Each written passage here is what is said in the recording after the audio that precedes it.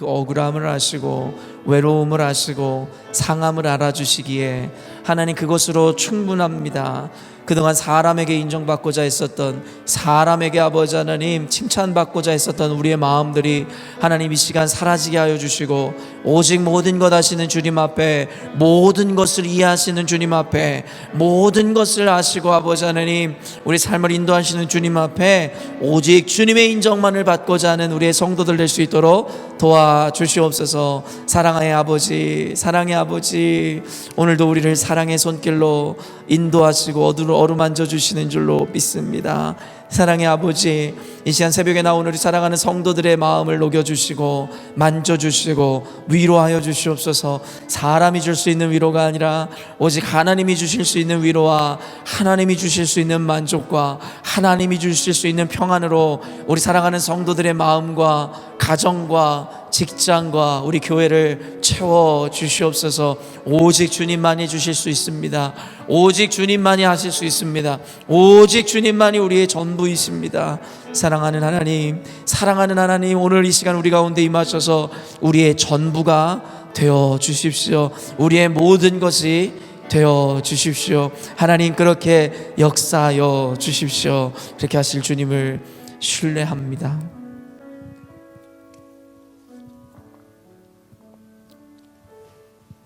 하나님 오늘도 이 새벽에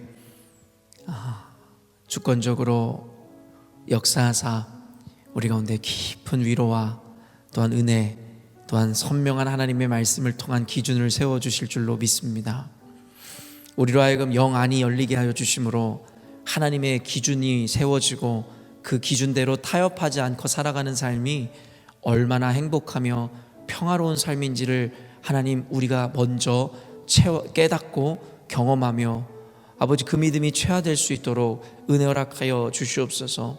하나님 오직 주님의 날개 그늘 아래, 전능자의 그늘 아래 살아가기를 원합니다. 우리의 시선이 세상을 보지 않게 하여 주시고 우리를 둘러싼 상황을 보지 않게 하여 주시고 그저 우리를 감싸고 계시는 주님을 향할 수 있도록 하나님 이 시간 우리 사랑하는 성도들에게 그러한 축복 허락하여 주시옵소서. 주께서 이 시간 깊이 우리 가운데 역사하시는 줄로 믿습니다. 우리가 인지하지 못할지라도, 우리가 비록 깨닫지 못할지라도 주님이 사랑하는 우리들의 삶 가운데 지금 깊이 역사하시는 줄로 믿습니다. 하나님 더 깊이 하나님 우리 가운데 역사하여 주십시오. 이 시간 하나님 기도합니다. 하늘의 문을 열어 주시옵소서. 하나님 이 시간에 눈물로 기도하는 이들의 기도를 들어 주시옵소서. 하나님 우물가에 서 있던 아버지 과부의 심정으로 기도하는 자들의 기도를 통하여 하늘의 문을 열어 주시옵소서. 그러므로 말미암아 땅의 것이 아닌 하늘의 것으로 우리를 채워주시고 성령의 신비가 오늘도 우리를 감싸게 하시고 우리 인생을 채우게 하시옵소서. 오늘 말씀을 통해 역사하실 주님, 깨닫게 하실 주님을 찬양합니다. 오늘 예배를 오직 주님께만 돌려드리기를 원하오니 하나님 영광 받아주시고 우리 가운데 풍성한 하나님의 은혜를 경험할 수 있도록 은혜 부어 주시옵소서. 감사드리며 거룩하신 예수님의 이름으로 기도합니다. 아멘. 이제 우리 함께 말씀 보도록 하겠습니다. 하나님께서 토요 이 새벽에 저와 여러분에게 주시는 말씀은 출애굽기 7장 8절로 25절까지의 말씀입니다. 출애굽기 7장 8절에서 25절까지의 말씀입니다. 다 찾으신 줄로 믿고요. 저와 여러분이 한 절씩 믿음으로 교독하여 읽도록 하겠습니다. 여호와께서 모세와 아론에게 말씀하여 이르시되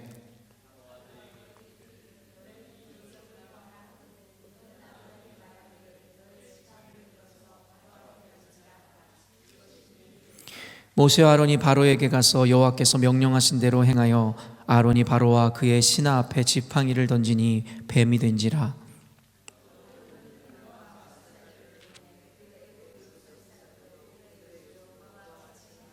각 사람이 지팡이를 던짐에 뱀이 되었으나 아론의 지팡이가 그들의 지팡이를 삼키니라.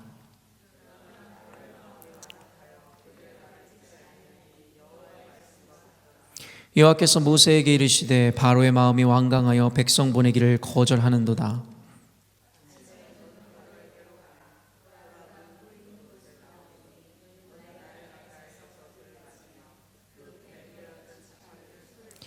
그에게 이르기를 히브리 사람의 하나님 여호와께서 나를 왕에게 보내어 이르시되 내 백성을 보내라. 그러면 그들이 광야에서 나를 섬길 것이니라 하였으나 이제까지 내가 듣지 아니하였도다.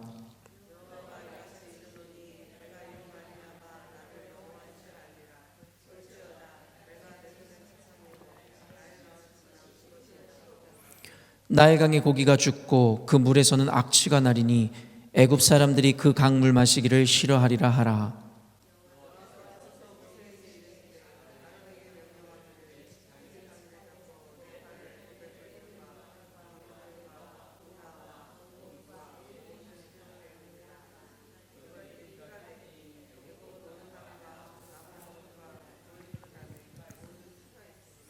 모세와 아론이 여호와께서 명령하신 대로 행하여 바로와 그의 신하의 목전에서 지팡이를 들어 나일강을 치니 그 물이 다 피로 변하고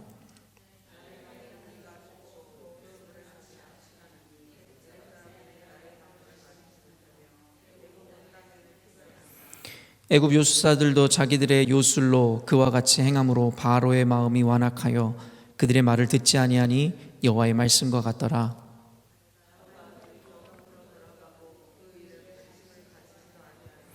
애굽 사람들은 나일강 물을 마실 수 없으므로 나일 강가를 두루 파서 마실 물을 구하였더라.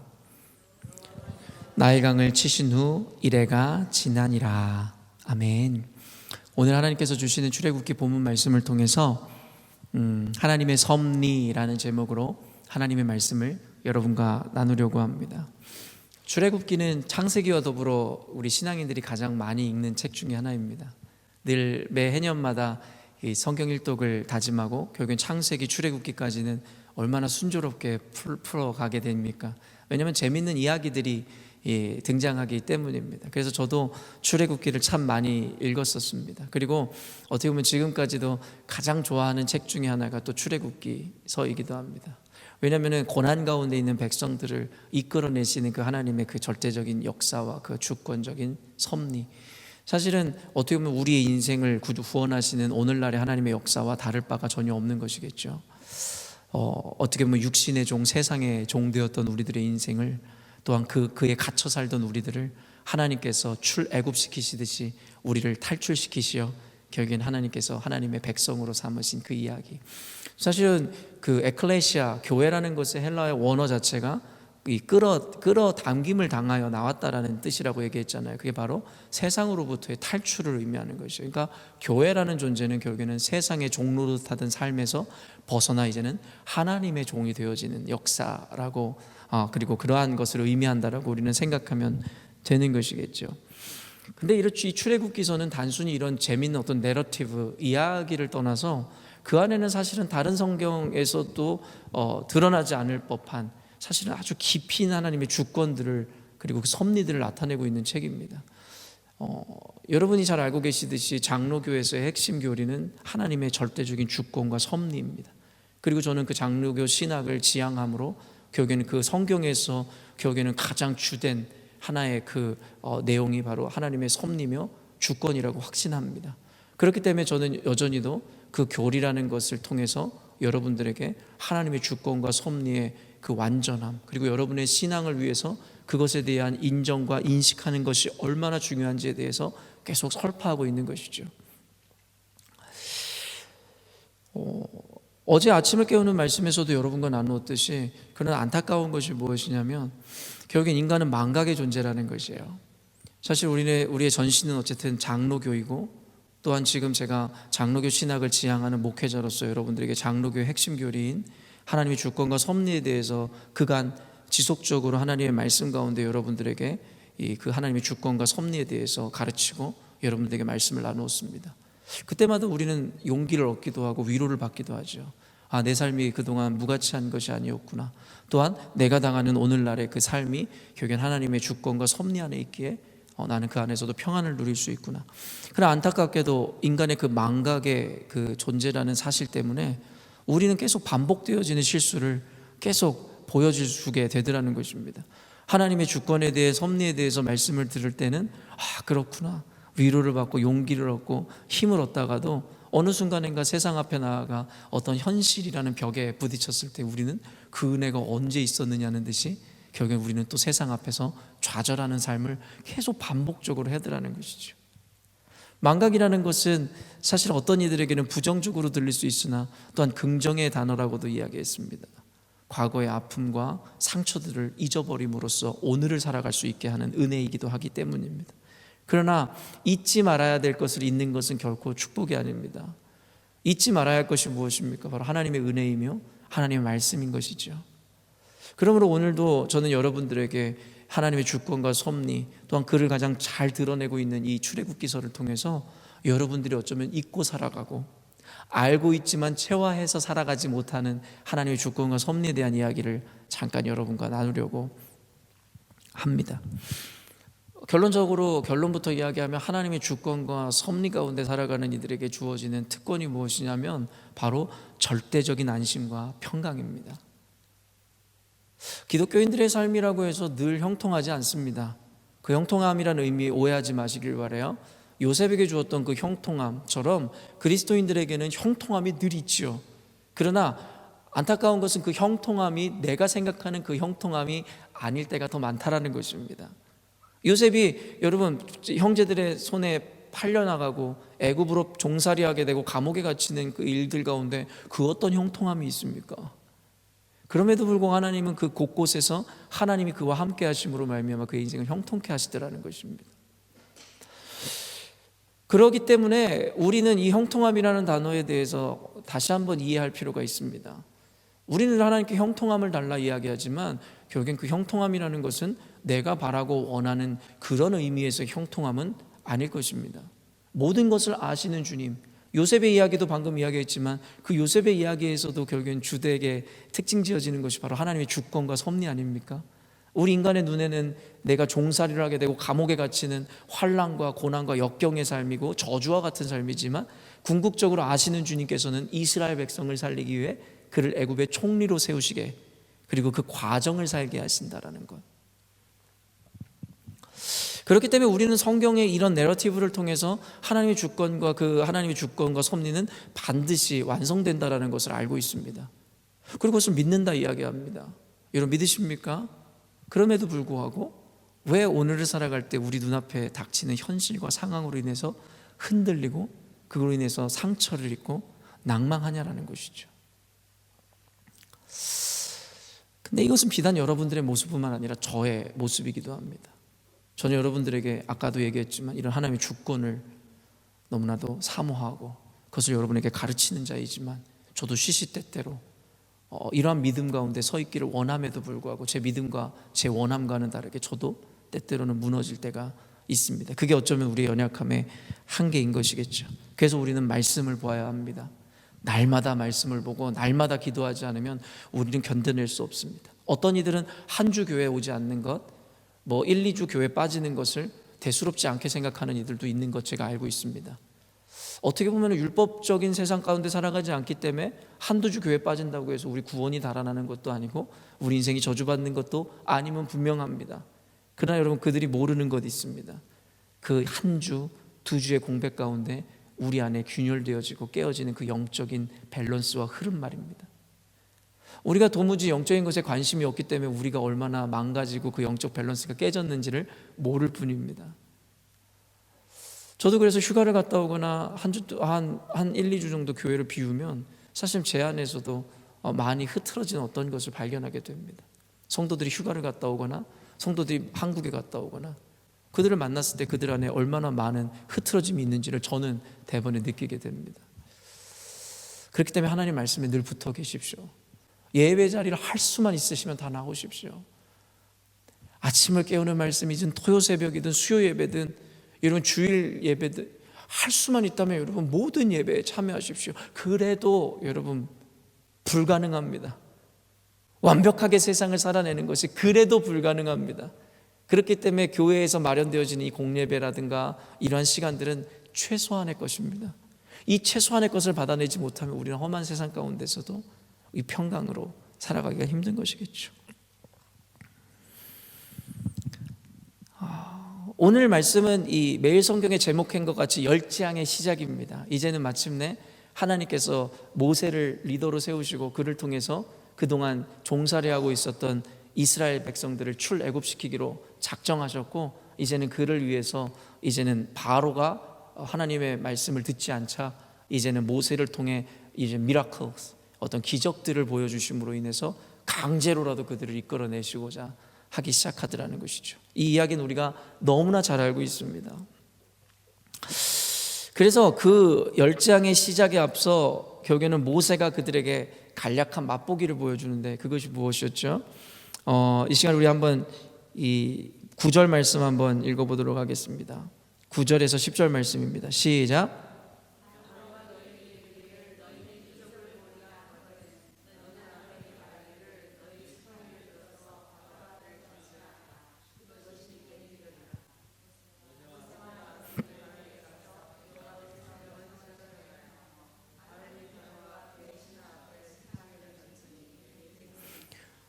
결국에는 지팡이를 던지라 말씀하셨고 그 지팡이를 던지니까 뱀이 됐어요. 이거 기적이죠. 사실은 뭔가 대단한 것도 아니죠.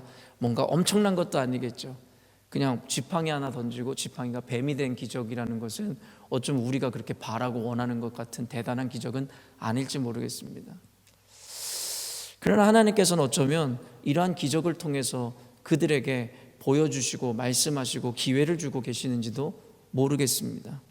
그러나 안타깝게도 결국에는 단번에 알아듣고 깨달으면 좋으련만 그렇지 못한 일이 벌어지죠. 그것을 받아들이고 그것에 순종하기로 결정하는 기보다는 그들은 이 다른 짓을, 말 그대로 다른 짓을 하기 시작합니다. 11절 말씀 한번 읽어볼까요?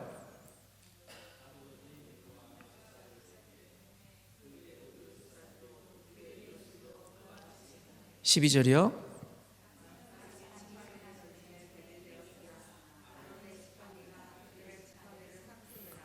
결국에는 이 바로 왕이 현인들과 마술사들을 불렀다라는 거예요. 그랬더니 그들도 모세와 같이 하니까 그것이 뱀이 되더라는 것입니다. 여기에서 바로 기복주의 신앙의 어떤 신비주의 신앙의 위험성이 있는 것입니다. 많은 사람들은 어떤 기적에 대한 간증을 참 많이 합니다. 물론 기적이라는 것은 하나님이 주시는 것이고 하나님은 그 기적을 통해서 사람들로 하여금 믿음을 갖게 하시기도 합니다. 믿음의 본질은 아니지만 하나의 시발점이 되는 것은 사실입니다. 그러나 그렇게 신앙을 시작한 사람들의 인생의 대부분이 한 번 경험한 그것으로 인해서 그들의 평생을 이러한 기적으로만 채우려고 하는 것을 보게 됩니다. 어쩌면 이 기적을 경험했었던 이스라엘 백성들은 광야로 내몰렸었던 그 시간 가운데서도 계속해서 그들은 기적을 요구했습니다. 홍해가 갈라지는 기적, 불기둥과 구름기둥으로 인도함을 받는 기적을 경험했음에도 불구하고 그들은 끊임없이 만나와 메추라기를 구하고 반석에서 물이 나는 기적, 그들은 끊임없이 불평과 불만으로 그 기적을 경험했음에도 불구하고 그들의 믿음이 온전해지지 않음을 보여주게 되더라는 것이죠. 여기서 바로 기적과 신비의 한계가 있다라는 것입니다. 믿음이라는 것은 여러분 보여지는 것을 믿는 것이 아니에요. 믿음이라는 것은 느껴지는 것을 믿는 것이 믿음이 아닙니다. 느껴지지 않고 보이지 않고 들리지 않는 것을 믿는 게 믿음이죠. 그리고 궁극으로 주님께서 우리에게 요청하시는 것이 그것이고 그것을 통해 영광 받으시는 것이에요. 기적이라는 것을 보고 하나님을 믿는 것은 애나 누구도 할 수 있는 일입니다. 이러면 당장의 세상에 나아가서 하늘이 열리고 예수님이 그 안에서 기적과 같이 내려오는 모습을 본 세상 사람들 누가 무릎 꿇지 않을 사람이 있겠습니까? 그러나 하나님은 그것을 믿음이라 이야기하지 않는 것이죠. 그렇기 때문에 우리가 걷는 이 길, 이 신앙의 길이 얼마나 고상하고 이런 고차원적인 것인 줄 알겠죠? 단순히 이런 보이는 것을 쫓는 자들이 아닌 것이에요. 믿음으로 보이지 않는 것을 쫓는 자들이죠. 그리고 그러한 기적 따위는 주술사들도 마귀들도 할 수 있다라는 거예요. 하나님처럼 전능하지는 않지만 공중권세 잡은 자, 말이 뜻하는 바와 같이 그들에게도 권세와 능력이 있다라는 거예요. 그것을 그대로 보여주는 것이 바로 애굽의 술사들과 결국 현인들 아니었습니까? 결국에 하나님께서 보여주시는 그 기적, 모세를 통한 기적을 그들도 행하더라는 것이에요. 그리고 여러분 또 그 뒤에 뭐가 나오죠? 21절 말씀, 20절에서 한번 21절 말씀 한번 읽어보겠습니다. 20절 말씀이에요. 시작.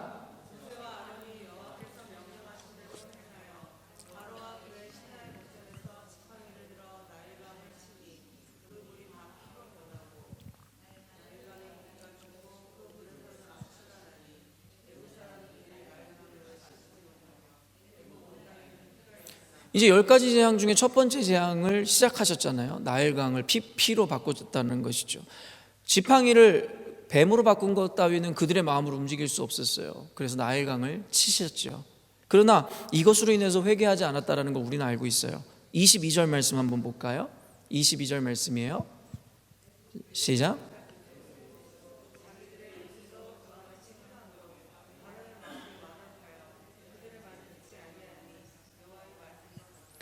물론 애굽의 술사들이나 현인들이 하는 그 기적은 하나님의 것에 미치지 못할 것은 당연합니다. 여러분 이집트의 왕자라는 애니메이션 보셨나요? 전 어린 시절에 그 애니메이션 한 몇 번씩 보면서 사실 큰 감동과 은혜를 경험했었습니다. 물론 꼭 성경적이진 않지만 결국에는 그 내용을 통해서 제 안에 하나님의 어떠함을 경험할 수 있었으니까요. 그 만화에 보면요, 나일강이 피로 물들어진 그 장면에 대해서 요술사들이 그것을 따라하는 장면을 보게 되는데, 결국엔 그들이 하는 일들은 어때요? 결국엔 작은 보울에 어떻게 보면 물이 피로 바뀌는 정도. 나일강이 바뀌었다는 것과는, 그리고 이 세상의 어떤 자연의 섭리가 바뀐 거랑은 전혀 다른 정도의 기적이겠죠.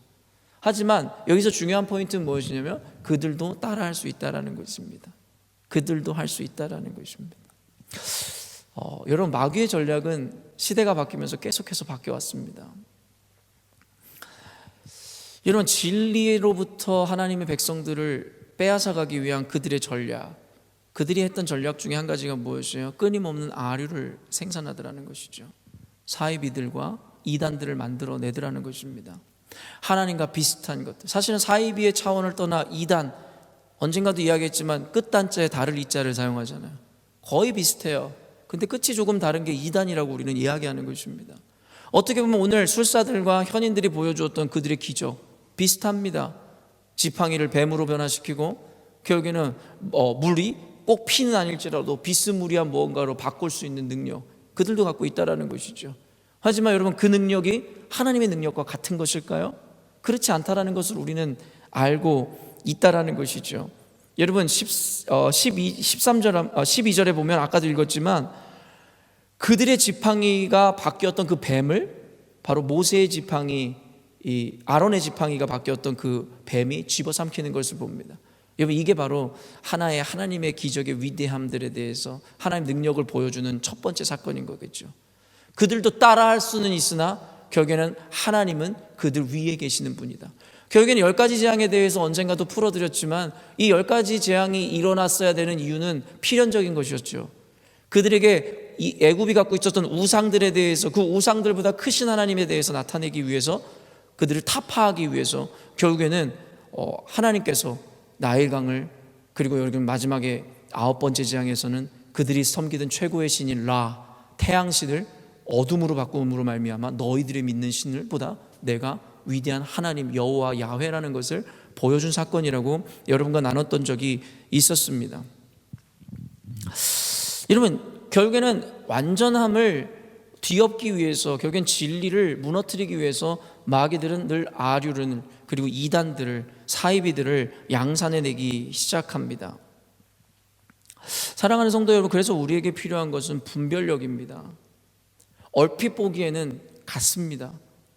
그렇기 때문에 얼핏 보아서는 안 되고 분명하게 보아야 합니다. 그리고 우리는 그것을 분명하게 볼 수 있는 기준을 세우지 않으면 우리는 쉬 넘어갑니다. 사실은 이러한 눈에 보이는 것에 대해서는 이제는 우리는 그동안 많이 배워왔고 우리는 인지해 왔습니다. 그러나 현대에 들어와서 마귀의 전략은 더욱더 교묘해졌고 우리가 파악해내고 분별해내기가 더욱 어렵게 되었습니다. 그리고 여기 앉아 계신 여러분들도 그 전략에 의해서 무너지고 계시는 분들도 많을지 모르겠습니다. 제가 어느 날 차를 타고 오면서 어떤 한국에서 네로라 하는 아주 유명한 목사님의 10분짜리 강의를 듣게 되었습니다. 그분의 강의 가운데 인용했었던 것이 바로 출애굽기서였습니다. 아까도 얘기했지만 전통적으로 이 출애굽기서에는 하나님의 주권이 뚜렷하게 드러내는 책입니다. 근데 그분의 이 출애굽기서에 대해서 이야기하는 그 언급한 내용은 좀 달랐습니다. 하나의 Q&A 시간에서 어떤 질문이 들어왔을 때 그것에 대한 답하는 과정 가운데 있었던 이야기인데요, 하나님이 어떤 전적인 주권이 있다면 우리 인간에게 주어진 자유의지는 과연 무엇입니까? 이런 이야기들이었어요. 늘 우리가 갖고 있는 어떤 난제들이고 고민들이겠죠. 그것에 대해서 이 목사님이 풀어주시면서 이 출애굽기서를 인용했단 말이에요. 그러면서 우리가 잘 알고 있어요. 이 God hardened, 바로의 마음을 완악하게 하셨다라는 그 부분에 대해서. 여러분도 성경을 읽어보시면 알겠지만 바로의 마음이 강팍하게 됐다라는 말, 완강하게 됐다는 말이 얼마나 많이 등장합니까? 근데 그 목사님이 푸는 것이 무엇이냐면 이거는 하나님께서 하신 것이 아니다라는 거예요. 그냥 하나의 문학적인 표현일 뿐이지 결국엔 이것이야말로 그에게 주어진 하나의 자유의지의 선택의 기회였다라는 것이죠. 여러분 어떻게 생각하세요? 근데 그 목사님이 여러분 놓치고 있는 것이 무엇이냐면요, 이 금요일 말씀에서도 분명히 나오는데 제가 읽어드릴게요. 금요일 말씀에 이 출애굽기서 7장 이 3절 말씀을 2절부터 제가 읽어드리면, 내가 내게 명령한 바를 너는 내 형 아론에게 말하고 그는 바로에게 말하여 그에게 이스라엘 자손을 그 땅에서 내보내게 할지니라. 내가 바로의 마음을 완악하게 하고 내 표징과 내 이적을 애굽 땅에서 많이 행할 것이나 바로가 너희의 말을 듣지 아니할 터인즉 내가 내 손을 애굽에 뻗쳐 여러 큰 심판을 내리고 내 군대 내 백성 이스라엘 자손을 그 땅에서 인도하여 낼지니라.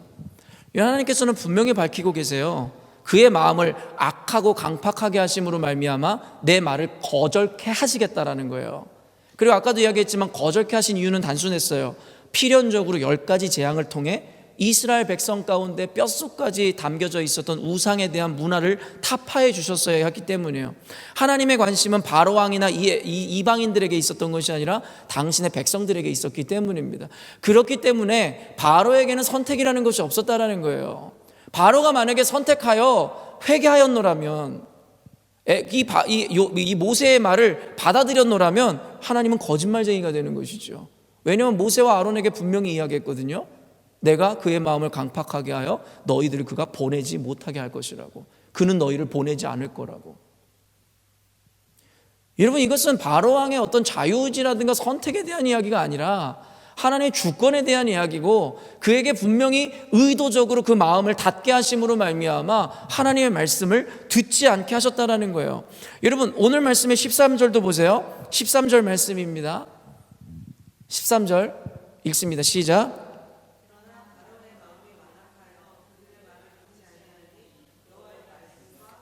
여호와의 말씀과 같더라. 하나님의 말씀대로 이루어지는 거예요. 근데 여러분, 그 네로라는 아주 유명한 목사님이 어떠한 관점과 어떠한 이 의도에서 그렇게 성경을 풀었든지 여러분, 그것은 틀렸습니다. 왜냐하면 그 이야기를 듣는, 아무리 그가 선한 의도를 가지고 다른 측면에서 성경을 해석한 건지는 모르겠으나 그 이야기를 듣는 성도들은 헷갈릴 것이기 때문입니다. 이런 분명한 기준을 세워야 합니다. 분명한 기준으로 이야기해야 되는 것이죠. 여러분, 오늘 한 가지만 정말 중요한 이야기를 나누면서 말씀을 마무리해 갈 것인데요, 여러분 잘 들으셔야 됩니다. 현대 지금 우리가 처해 있는 이 신앙과 기독교에는요, 그 기독교와 신앙을 주도하는 자들이 있죠. 누구겠어요? 신학자들과 목회자들입니다. 신학자들과 목회자들이 가르치고 여러분들에게 설교하는 것을 듣고 여러분의 신앙이라는 것이 여러분이 생겨지는 것이고 그 길을 따라가는 것이잖아요. 그래서 목회자의 역할이 중요합니다. 신학자의 역할이 중요합니다.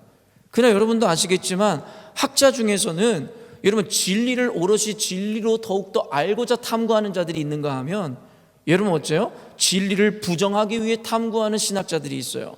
바로 자유주의 신학자들이라든가 세대주의 신학자들이 그러고, 언젠가도 이야기했지만 독일에서 그런 학자들은 박사학위를 받고 상을 받고 이런 거기서 굉장히 유명세를 떨칩니다. 여러분, 이들의 시도는 끊임없이 오늘날에도 이루어지고 있어요. 무슨 말이냐면 하나님의 진리와 절대 전능함에 대해서 끊임없이 여러분 밑으로 끌어내리고자 하는 그들의 시도들이 이루어지고 있다는 거예요. 어떤 이름으로요? 신학자라는 이름으로, 목회자라는 이름으로. 이런 포스트 모더니즘 시대를 살아가고 있는 우리들은 합리주의고 논리주의를 지향합니다. 그리고 감성주의를 지향합니다. 그러다 보니 여러분, 인간들에게 끊임없이 어필하고자 했었던 이 신학자들이나 목회자들이 사용한 방법이 무엇인 줄 아십니까? 끊임없이 하나님의 지위는 밑으로 떨어뜨리고 인간의 지위를 높여가기 시작하더라는 것이에요. 저는 창조과학회라든가 과학적으로 하나님의 어떤 역사를 탐구하고자 하는 그 시도들을 존중합니다. 존경합니다. 그러나 창조과학회는 아니지만 그와 비슷한 관련된 사역을 통해서 결국에는 하나님의 능력을 밑으로 끌어내리고자 하는 시도들이 얼마나 많이 이루어지고 있는지 아십니까? 그것을 보면서 신기하다, 대단하다라고 생각했던 분들이 여기도 계실 것이에요. 그러나 그것이 얼마나 이단적이고 반기독교적인 건지 알고 계셨습니까? 어떤 이들이 이런 이야기를 합니다. 홍해가 갈라지고 요단강을 건넜던 사건에 대해서 조수 간만의 차로 그것을 이해하려고 하고 밀물과 썰물에 의해서 이루어진 일이라고 이야기하고자 하는 학자들이 있어요. 그리고 여러분 어때요? 오병이어의 기적에서 몇 명이 그 안에서 예수님의 말씀을 들었어요?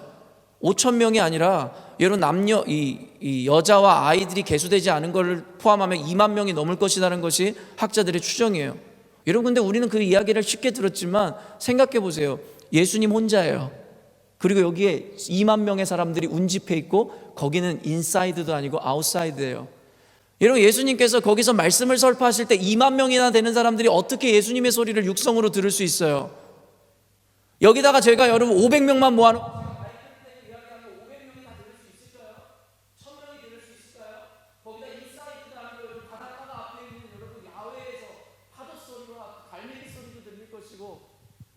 불가능하다고요.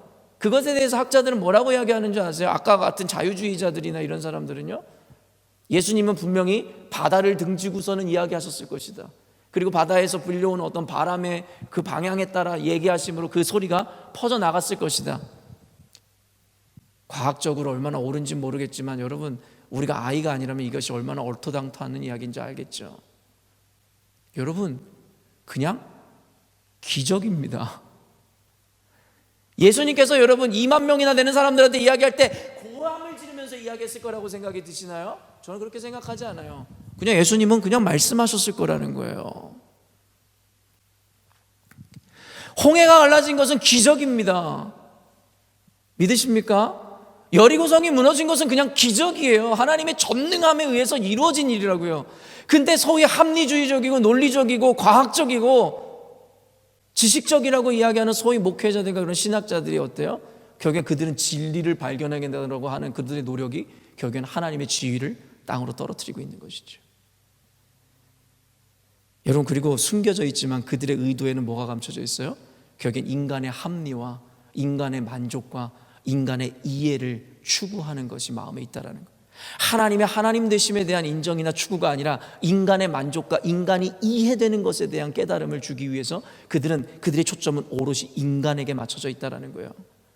여러분 이해라는 것은 중요합니다. 합리라는 것은 나쁜 것이 아닙니다. 그러나 아까도 이 망각이라는 단어에 대해 이야기했듯이 모든 것이 양날의 검과 같이 여러분 이 합리라는 것, 논리라는 것, 이성이라는 것이 얼마나 위험한 건지 아십니까?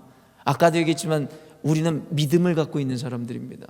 하나님에 대해서 합리적으로 논리적으로 이해하려는 자들이 아니라 그분에 대해서 믿으려고 하는 자들인 것이죠. 그러나 이러한 현대 신학자들과 목회자들의 끊임없는 인본주의적인 사상들은 어떤 것을 이야기하는 거예요? 끊임없이 하나님을 인간에게 이해시키려고 하는 거예요. 이런 가능합니까? 불가능하다라는 거예요. 우리는 하나님을 이해할 수 없습니다. 논리적으로 그분에 대해서 파악해낼 수도 없고 연구해낼 수도 없습니다. 그래서 우리에게 주어지는 것이 믿음이라는 것이고 히브리서에서는 그것을 역설하고 있는 것입니다. 그런 성경에서 이렇게 분명하게 이야기하고 있지만 현대에 여러분 그와 같은 이단적인 신학자들이나 목회자들은 끊임없이 성도들의 여러분 이해 욕구를 충족시키기 위해서 합리주의적인 말씀을 가르쳐 주기 위해서 끊임없이 잘못된 길로 걸어가고 있다는 것입니다. 사랑하는 성도 여러분, 신앙이라는 것은 다시 한번 말씀드리지만 여러분의 이해를 돕거나 요구하는 것이 아닙니다. 신앙이라는 것은 말씀의 기준을 가르치고 여러분이 그 기준을 따라오게 하는 것입니다. 여러분들에게 이해시켜 드리는 것이 아니라 여러분이 이해가 되지 않아도 말씀을 제안하고 말씀을 제시하고 이해되지 않는 여러분들이 이해는 되지 않지만 그 말씀에 순종하게 하는 것, 그것이 바로 신앙인 것입니다. 여러분 당연한 로직 아닙니까? 그런데 여러분 우리 안에 우리가 갖고 있었던 그동안 우리 역시도 실수하고 있었던 것이 무엇이에요?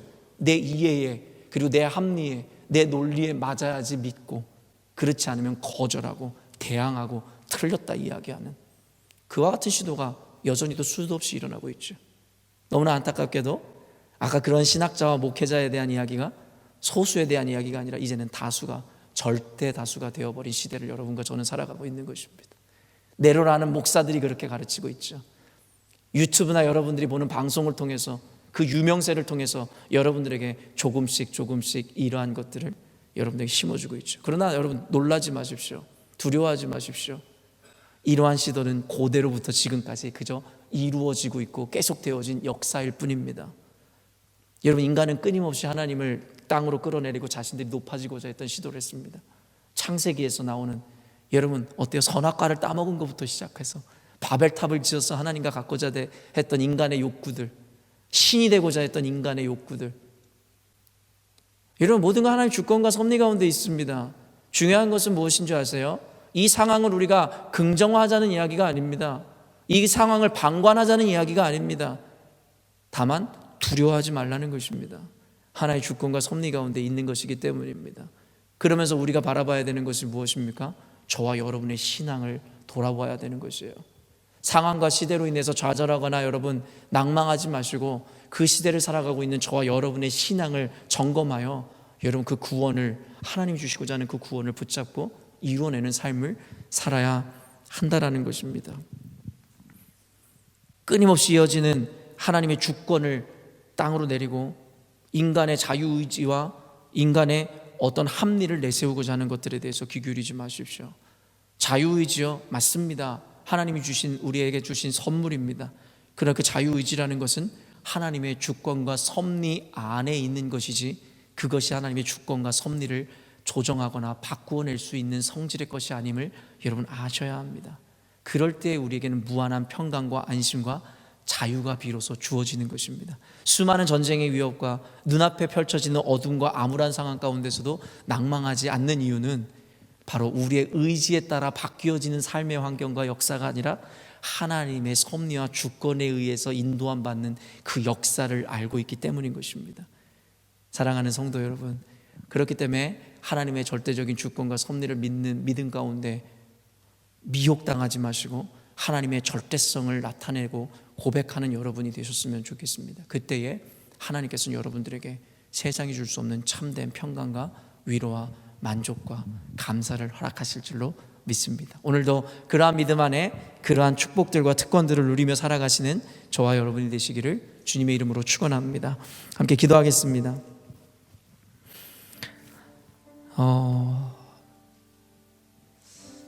아마 오늘 내일 계속해서 하나님의 주권과 섭리에 대한 이 설교들이 이어질 것인데요,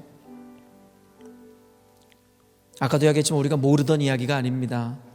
너무나 당연한 이야기입니다. 왜냐하면 성경에서 이야기하는 진리의 말씀이기 때문입니다. 다만 망각의 동물인 우리들은 늘상 알지만, 늘상 고백하지만 삶 가운데 늘상 또한 잊어버리고 망각해버림으로 말미암아 주신 은혜를 쏟아버리는 반복적인 삶을 살았습니다. 어쩌면 앞으로도 우리는 그럴 것입니다. 왜냐하면 인간이란 존재가 연약하기 때문입니다. 그러나 적어도 어제보다 나은 오늘, 오늘보다 나은 내일을 만들어야 하기에 여러분 이 믿음을 여러분 마음에 새기셔야 됩니다. 그래야지만이 어제보다는, 오늘보다는 조금 더 나은 성숙한 신앙의 삶을 살 수 있게 되는 것입니다. 혹시 여러분 가운데 신앙이라는 것을 여러분 이해로 가져가려던 분들이 계십니까?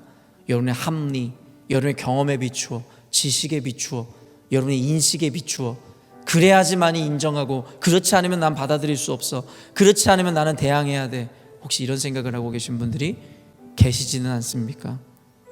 여러분, 그것이 바로 의로운 자는 하나도 없는데 스스로를 의롭다 여기는 우리들의 착각에서 시작되는 일들입니다. 스스로가 죄인이라 이야기하면서도 내가 이해되지 않기 때문에 내가 아는 것이 옳다라고 생각하는 것이 과연 죄인이라는 것에 대한 인정에서 나오는 고백이겠습니까? 그렇지 않다는 것이죠. 입술로만 죄인이지 결국에는 그는 자신의 합리와 이성과 논리를 의롭게 여기는 사람인 것이겠죠. 여러분, 말씀을 따르십시오.